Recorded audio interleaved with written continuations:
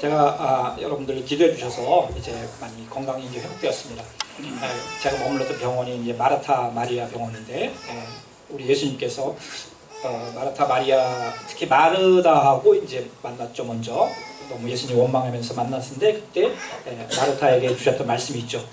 나는 부활이요 생명이니 나를 믿는 자는 죽어도 살겠고 살아서 믿는 자는 영원히 죽지 아니하리라. 내가 이것을 믿느냐? 딱 그랬을 때 이제 마르타가 내가 믿습니다 하면서 베드로보다도 먼저 주는 그리스도시요 살아계신 하나님의 아들입니다라는 고백을 하게 됩니다. 제가 왜 이 얘기를 하는지 모르겠지만 아무튼 사나 죽으나 오늘 다 우리 하나님께 영광을 누리시는 그런 우리 사랑하는 성도님들 되시기를 간절히 축원을 드립니다. 우리 앞에 계신 분들에게 주님 부활하셨습니다. 축복합니다. 우리 다 같이 인사 나누겠습니다. 주님 부활하셨습니다. 축복합니다.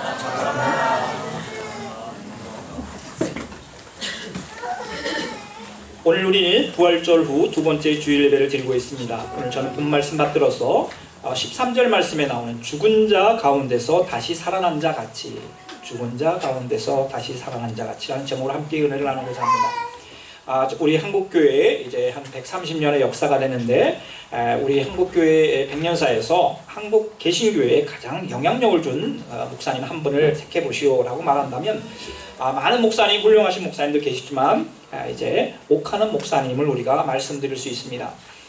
제 개인적으로는 이제 뭐 토레이 신부님을 저는 이제 존경하고 이제 그분의 이제 글이나 이런 거를 이제 굉장히 좋아하는데요. 저의 이제 영적인 멘토 같이 생각을 하고 있는데 이 토레이 신부님은 목회를 하지 않으셨습니다. 그분은 신앙 공동체 지저스 앱이라고 하는 예수원에서 이제 계속 공동체 생활을 하셨죠. 공동체하고 교회하고 조금 다릅니다. 공동체는 이렇게 왔다 갔다 하기 때문에 거기에 어떤 성도들에 대한 관리라는 차원이 빠져 있습니다.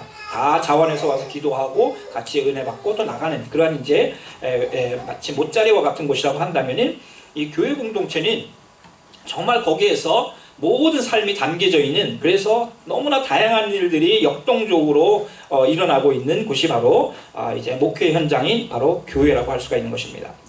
이 옥 목사님께서 교회를 섬기셨기 때문에 저는 교회의 영향력을 준 목사님으로 이제 옥 목사님을 이제 여러분들에게 말씀드릴 수가 있겠습니다.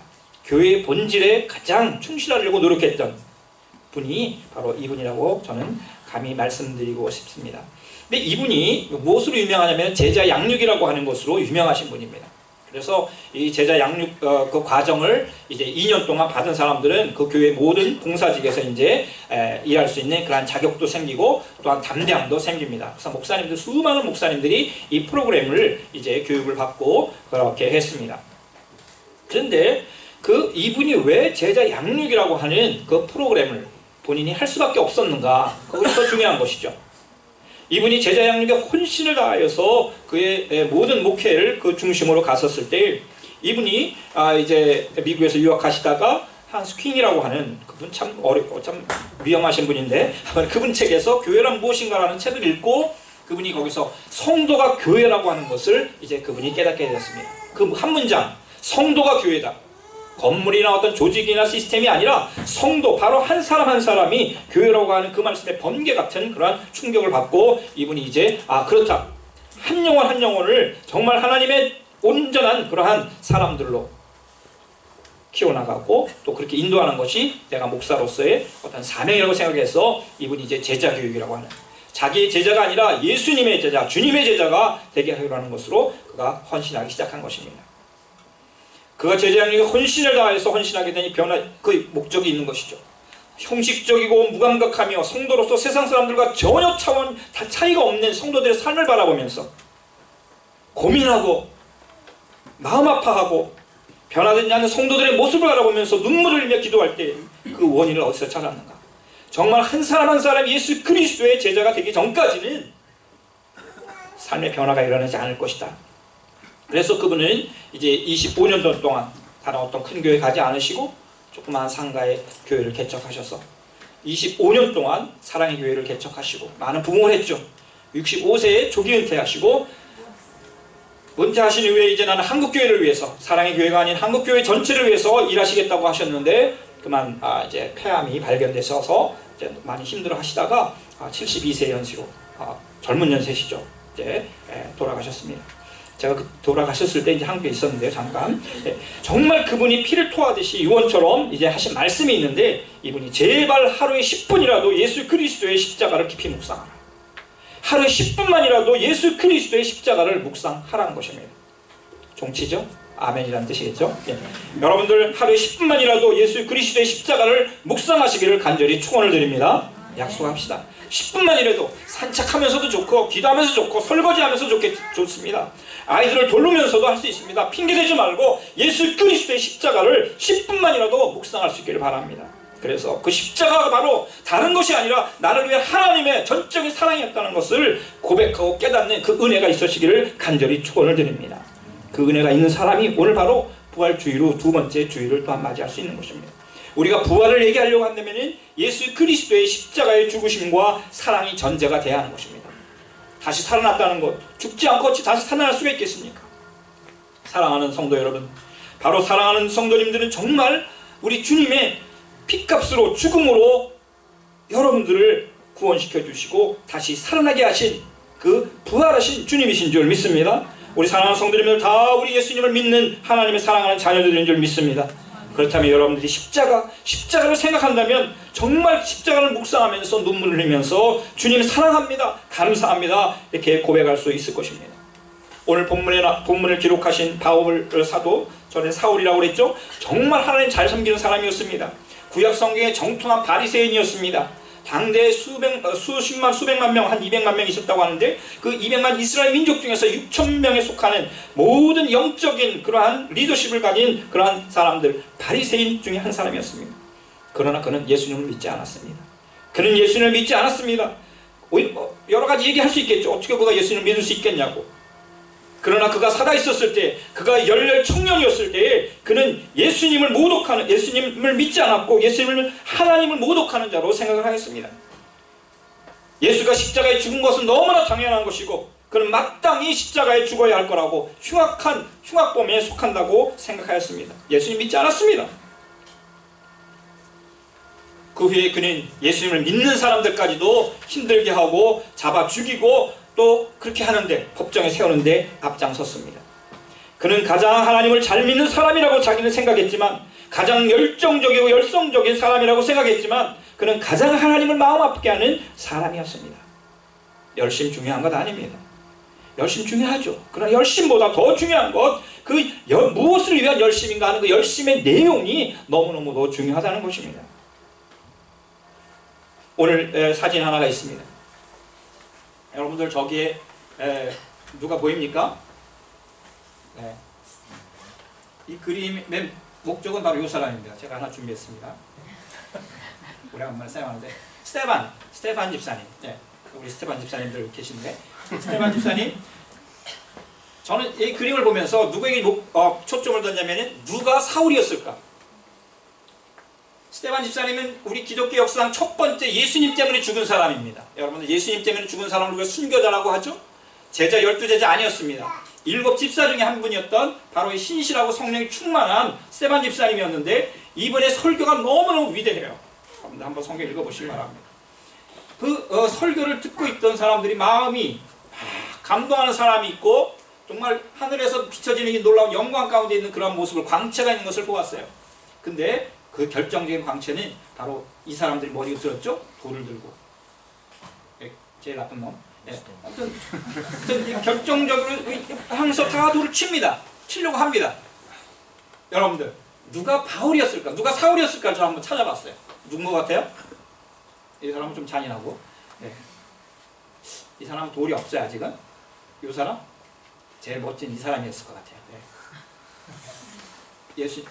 스테반을 향해서 돌을 들어 쳤습니다. 정말 스테반 집사님은 이 현장에서 돌아가셨습니다.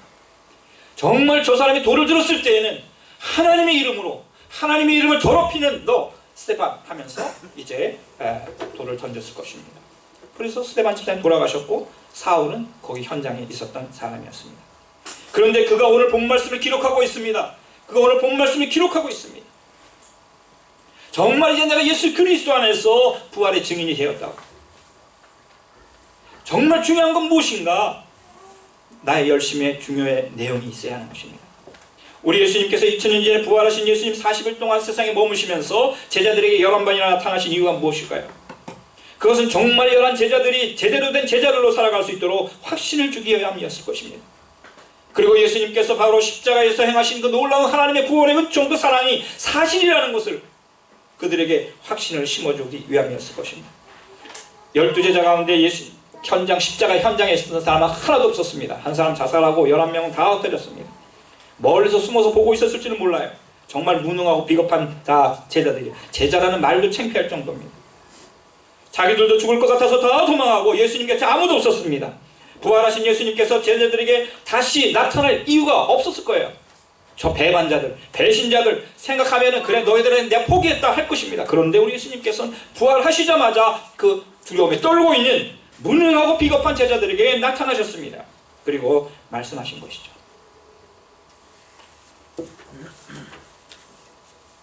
3년 동안 주님께서 가르치셨던 그 진리, 기적을 보여주시기까지 하면서 제자가 되기를 원하셨던 그 주님, 그러나 마지막에 다 흩어진 그 제자들을 보면서 이제 안타까운 마음으로, 그러나 그들에게 희망을 가지시고, 너희들이 아직 모르는구나, 아직 너희가 나를 아직 체험하지 못했구나 하면서 부활하신 예수님의 모습으로 나타나셔서 그들에게 예수님이 진리라는 것을, 예수님의 사랑이 하나님의 사랑이 사실이라는 것을 그들에게 알려주시기를 원하셨던 것입니다. 우리들은 12제자보다 낫다고 생각할지도 모르겠어요. 난 최소한 그렇지는 않습니다. 그러나 우리는 모릅니다. 아무도 모릅니다. 저도 마찬가지입니다. 우리가 주님을 제대로 믿고 신앙생활을 하며 예수님의 제자로 살아가고 있는지 우리는 모릅니다. 나는 마치 그렇게 한다고 생각할 수 있어요. 내가 열심히 주님을 섬기고 나의 모든 것을 들여서 그렇게 하고 있다고 생각할지 모르지만 진정한 예수님의 제자로 살아가고 있는지 우리 자신도 어쩔 때는 모르는 것입니다. 영적인 무지조차도 회복되는 것은 하나님의 은혜가 아니면 우리가 벗어날 수가 없습니다. 우리들의 연약한 신앙, 의심, 무관심, 불신앙, 부활하신 주님을 만나기 전까지는 변화가 일어나지 않습니다. 성령님의 임하심이 임재하기 전까지는 변화가 일어나지 않습니다. 부활하신 예수님을 만난 가장 극적인 인물이 토마입니다. 토마스. 이 토마스가 뭐라고 얘기를 했습니까? 나의 주님, 나의 하나님. 나의 주님, 주님은 나의 하나님이십니다. 주님은 하나님이십니다. 라고 고백을 했습니다. 우리 세 번역에는 나의 주님, 나의 하나님이라고 고백을 하고 있습니다. 예수님께서 부활하셔서 의심 가운데 있는, 의심도 정말 하려면 진짜로 해야 되겠죠. 도마가 그렇게 의심을 했습니다. 예수님께서 옆구리를 보여주셨습니다. 뻥 뚫린 예수님의 옆구리를 보여주셨습니다. 아직 상처가 아물지 않은 뻥 뚫린 그 옆구리를 보여주셨습니다. 그리고 두 손을 보여주셨습니다. 엄청난 못에 의해서 십자가에 축 늘어지게 만들었던 그 손을 보여주셨을 것입니다. 뻥 뚫린 그 두 손을 보여주셨을 것입니다. 내 손을 내 옆구리에 넣어봐라. 그래서 의심을 떨쳐버리고 믿음을 가져라. 의심을 떨쳐버리고 믿음을 가져라. 도마가 예수님께 대답하였습니다. 나의 주님, 나의 하나님. 예수님께서 도마에게 말씀하셨습니다. 너는 나를 보았기 때문에 믿느냐? 나를 보지 않고도 믿는 사람이 복이 있도다. 도마가 부활하신 예수님을 만난 다음에 완전히 영적으로 변화된 줄 믿습니다. 그리고 나중에 성령으로 충만해져서 이 사람은 12제자 중에서 가장 멀리 인도까지 그 갈 수 있는 거리였을 것입니다. 아마 좀 기회를 더 줬으면 우리나라까지 올지도 모르겠어요. 부활하신 예수님을 경험한 다음에 그 삶은 완전히 변화된 것입니다. 의심하던 그 도마가 예수 그리스도, 부활하신 예수 그리스도, 그분의 십자가의 그 사랑이 하나님의 사랑이요 이것이 구원의 길이라는 것을 전하기 위해서 인도까지 갔던 것입니다. 당시 인도는 BC 500년부터 불교가 전해졌다고 하면 불교 국가였든지 아니면 그 전에 행했던 힌두교로 가득 차 있던 나라였을 것입니다. 그곳에 첫 번째 선교사로 이 도마가 간 것입니다. 사랑하는 성도 여러분, 부활하신 우리 주님을 만난 사람들은 이제 죄에 대해서도 죽고 주님 예수 그리스도 안에서 부활하신 사람인 줄 믿습니다. 제가 설교를 다 준비하고 이제 책을 읽기 위해서 이렇게 보는 중에 지난번에도 한번 읽은 적이 있지만 다시 새롭게 이제 읽는데 우리 유기성 목사님이 쓴 나는 죽고 예수로 사는 사람, 나는 죽고 예수로 사는 사람, 여러분도 한번 꼭 읽어보시기 바랍니다. 그리고 우리 집사님들은 필독서로 이제 이거 추천을 하겠습니다. 나는 죽고 예수로 사는 사람. 이분도 똑같은 고민을 옥하는 목사님처럼 했고 그 원인을 어디서 찾아내면은 내가 살아있기 때문이라는 것입니다. 아직도 나의 자아가 살아있고 내 중심적이고 예수 그리스도가 살아야 하는데 내 안에서 예수 그리스도가 살아야 하는데 내가 다시 살아나는 것이죠. 옛사람이 살아나는 것입니다. 죄가 다시 살아나는 것입니다. 죽음이 다시 살아나는 것입니다. 그것은 진정한 부활이 아닌 것이죠. 부활하신 주님을 만난 사람은 죄에 대해서 죽은 사람인 것입니다. 죽음에 대해서 죽은 사람인 것입니다. 다시 말해서 우리 예수 그리스도와 함께 십자가에서 모든 죄와 죽음의 권세를 이겨내고 부활의 새로운 생명으로 태어난 사람인 줄 믿습니다. 이것이 진리인 것입니다. 오늘 바울이 그것을 강조하고 있어요. 죄가 우리를, 죄의 심각성이라는 것은 무섭습니다. 아무리 성자라고 해도 죄의 유혹이 옵니다. 그러나 여러분들, 우리가 죄를 지었을 때 해야 될 첫 번째 일은 무엇입니까? 그것은 회개인 것이죠. 회개하는 것은 돌이키는 것입니다. 그런데 회개한 사람이 다시 죄를 짓지 않습니까? 또 죄를 짓게 됩니다. 그럼 어떻게 해야 됩니까? 또 회개해야 하는 것이죠. 그러면 어떻게 됩니까? 회개한 사람들은 이 죄에 대한 하나님께서 주신 은혜로 말미암아 죄에 대해서 예민해지고 죄로부터 멀어지게 되고 죄의 심각성과 죄가 고통스럽다는 것을 깨닫게 되고 죄가 얼마나 악하다는 것을 이제 깨닫게 돼서 죄로 점점 죄에 대해서는 예민하지만 내가 수만 가지 죄를 짓고 있다고 생각하지만 하나님 보시기에는 점점 연약한, 죄에 대해서 정말 연약해지는, 죄에 대해서 멀어지는 그러한 삶을 살게 되는 것입니다. 이것이 우리가 바로 부활하신 예수 그리스도의 은혜 안에 있는 사람들의 은총인 것입니다. 우리는 죄의 심각성을 깨닫지 못합니다. 여러분들이 힘들고 어렵고 신앙 믿음이 약해지고 무감각한 모든 것의 원인을 죄에서 찾으시면 됩니다. 100% 맞을 것입니다. 그러므로 어떻게 합니까?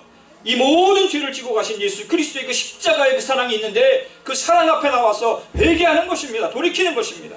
주님, 십자가의 그 은혜로 내 모든 죄를 지고 가셨는데 내가 또 죄를 지었습니다. 주님 용서해 주십시오.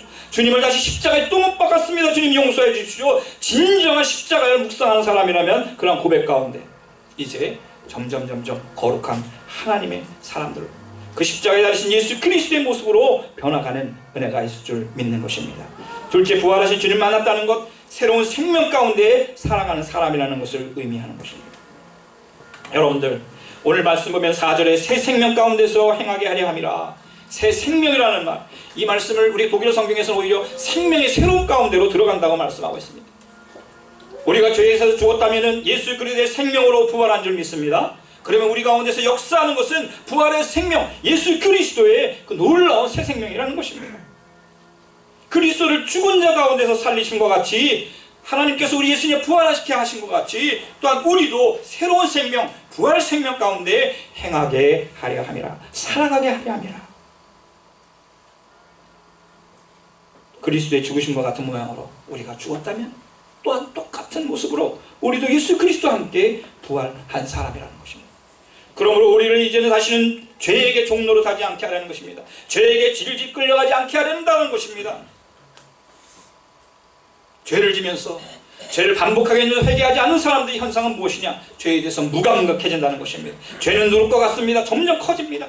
그러면서도 그 죄가 죄인 줄 모르는 것입니다. 회개하는 자들의 특징인 것입니다. 그러므로 우리는 점점 더 주님 앞에 겸손히 나아가 기도하고 회개하고, 다른 사람이 저 사람 뭐라고 얘기하는 그거는 절대 주의해야 합니다.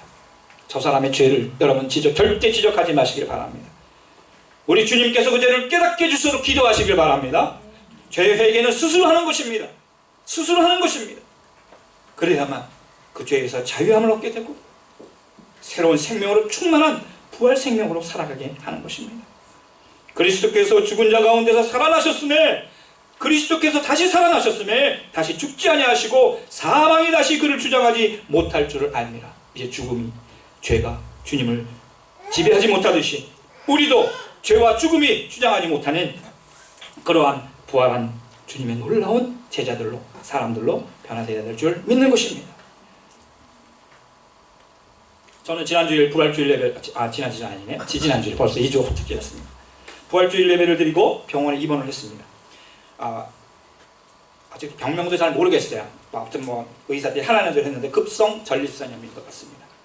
이제 몸이 피곤해서 갔는데 바로 입원하라고 해서 아무튼 다시 나와서 이제 부활절 예배를 드리고 이제 가게 됐습니다. 예. 그래서 이제 요도에 이제 호스를 끼고 전립선을 완전히 차단을 한 거죠. 거기에 바이러스나 박테리아가 들어가지 않도록. 다음 날 이제 그거 힘들더라고요. 예, 그 다음 날 또 이제 초음파 검사를 하러 갔는데 그것도 또 힘들더라고요. 하여튼 병원에 가면은 이제 좀 반은 건강하게 들어갔다가 이제 이렇게 좀 점점 약해지는 것 같더라고요. 그래서 그 다음 날 되니까 초음파 검사를 이제 하고 그 다음 날에는 이제 요도에 있던 호수를 빼고 이제 배를 또 이렇게 이제 해가지고 그쪽에 이제 호수를 또 넣는 그런 일을 작업을 하더라고요. 네, 가능하면 안 하는 게 좋습니다. 이제 그리고 하루가 지나서 이제 피 검사를 했습니다. 그러니까 거의 매일 무슨 일이 있었죠? 근데 정말 하나님의 은혜로 이제 또 염증 수치가 많이 내려가서 이제 목요일 날 이제 퇴원을 하게 되었습니다.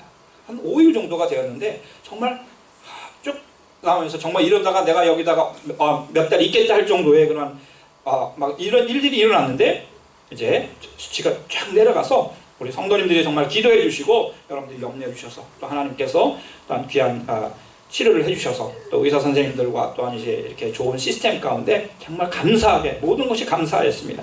그런 가운데 이제 퇴원을 하게 돼서 지금 이제 회복 중에 있습니다. 제가 나오기 전날 이제 한 분이 입원을 했어요. 멤버들이 이제 3명이었죠. 처음에 이제 한 분 할아버지 딱 계셨는데 막 라틴어로 하고 막 그러더라고요. 뭐 추우면 창문 닫아라 이런 식으로 하면서 일하고 이거 정신이 있으신가 독일어도 모르는 라틴어로 막 그래서 아무튼 그분은 이제 제가 나오는 날 그분도 같이 이제 퇴원을 하게 됐습니다. 근데 그 전날 할아버지가 부인하고 끌어안고 프로에 바이낙텐 막 그러고 그래요. 무슨 왜 이러시지? 지금 이 시간 프로에 바이낙텐 할 때가 아니잖아요. 지금. 그러니까 자기가 다 낫다는 거예요. 그래가지고 너무 좋아가지고 이제 레하에 가게 되었다고 하면서 뭐 중얼중얼 하니 그분이 24시간 뭘 하면서 이렇게 하시더라고요. 시끄러워가지고 근데 프로에 바이낙텐 하면서 너무 좋아가지고 이제 한 분 나가시는데 바로 제가 퇴원하기 전날 한 분이 제 병상 옆에 오셨는데 그분은 이제 전립선 암이었던 거예요. 그러면서 정말 좀 이렇게 한 분은 막 이러시고 한 분은 굉장히 어두웠는데 이제 다른 이제 곳으로 전이가 안 됐으면 좋겠다 하는 그러한 이제 마음을 가지고 이제 고백을 하는 것을 들었습니다. 정말 그렇습니다. 정말 우리 곁에는 항상 죽음의 그림자가 와 있습니다. 한순간입니다. 바로 우리는 여기서 예배를 드리지만 바로 옆에 있는 그 병동에서는 엄청난 또한 절망적인 상황들이 이루어지고 있는 것이죠. 사랑하는 성도 여러분들, 그러나 우리 곁에는 부활하신 주님께서 항상 우리와 함께 하시는 줄 믿습니다. 두려움과 또한 고난과 절망 가운데 죽음 앞에서 떨고 있는 사람들에게조차 우리 주님, 부활하신 주님께서 찾아오셔서 부활의 확신을 주시고 죄와 죽음이 너희를 통치하지 못할 것이다. 나처럼 부활의 새 생명으로 너희들에게 충만한 은혜가 있을 것이라는 것을 확증해 주시는 것입니다. 그것의 첫 번째 증인으로서 첫 열매로서 부활의 첫 열매로서 우리 주님께서 부활하신 것이고 부활의 확신을 주시고 우리들이 이 세상 살아나갔을 때 우리들이 어떤 삶을 살아나가야 하는 것을 분명히 보여주시는 것이라고 할 수 있습니다. 부활의 새 생명, 부활의 그 생명 안에 있는 새로움들을 새롭게 경험하라는 것입니다. 아직 예수 그리스도를 만나지 못한 분들은 이 놀라운 새 생명 안에 들어와 있지 못하고 그 은혜를 경험하지 못하는 것이죠. 세 번째로 우리 부활하신 주님 만난 사람은 자신을 하나님께 드리는 그런 삶으로 나아가게 되는 것입니다. 오늘 13절 말씀에 보면 죽은 자 가운데서 다시 살아난 자답게 하나님께 여러분들이 하나님께 너희 자신을 드리라. 이것이 사도 바울 선생님의 정말 부활의 증인으로서의 삶의 마지막 목표라고 할 수 있습니다. 너희 자신을 드려라. 너희 자신을 드려라. 너희 자신을 의의 무기로 드려라.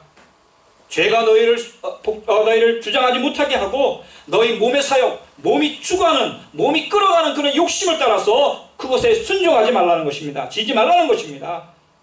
다 그것이 목사님들이 고민하는 것이죠. 목사님들도 마찬가지. 변화되지 않는 성도의 삶의 모습 속에서 몸의 사욕에 순종하고 있는 그런 모습을 보면서 세상 사람들과 전혀 차별이 없는, 다름이 없는 것을 바라보면서 어떻게 이렇게 살아올 수 있는가를 고민하면서 나온 목사님들의 그런 안타까움이 옥 목사님의 그런 고백이라든지 유기성 목사님의 이런 책들에 나오는 그런 내용이라고 할 수 있습니다. 부활하신 예수님 만난 사람들은 죽은 자 가운데서 다시 살아난 사람입니다. 마땅히 죄를 인해서 죽어야 할 존재이지만 전적인 하나님의 은혜로 다시 살아나는 사람들이 우리인 줄 믿습니다.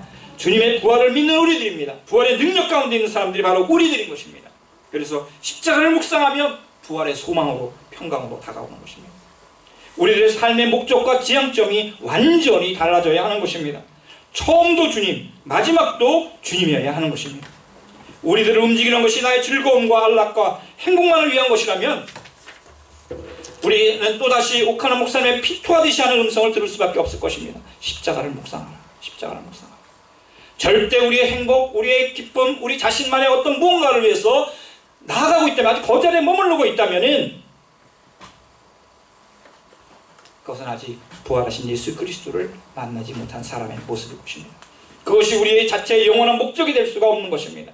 하나님 앞에 온전히 우리를 내어드리고 하나님 우리와 함께 하심으로 인하여서 주시는 그 모든 은혜 가운데 감사하며 하나님의 영광을 드러내야 할 줄 믿습니다. 이것이 바로 부활하신 우리 주님을 만난 사람들의 모습인 것입니다. 변화된 모습이라고 할 수 있습니다.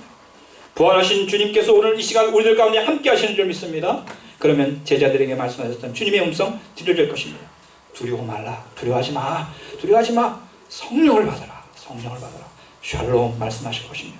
우리에게 주신 건강 얼마나 놀라운 축복입니다. 건강만큼 좋은 축복이 없죠. 건강은 정말 큰 축복입니다. 시간, 여러분들 시간에 대한 그 축복, 여러분들 아직 젊은 청년들이 왜 부럽습니까? 아직 많은 시간을 가지고 있다고 하는 그런 당연한 상식적인 것 때문에 그렇습니다. 그런데 정말 그럴까요? 병원에 오는 사람들이 꼭 80세 이상만 오십시오 이렇게 돼 있습니까?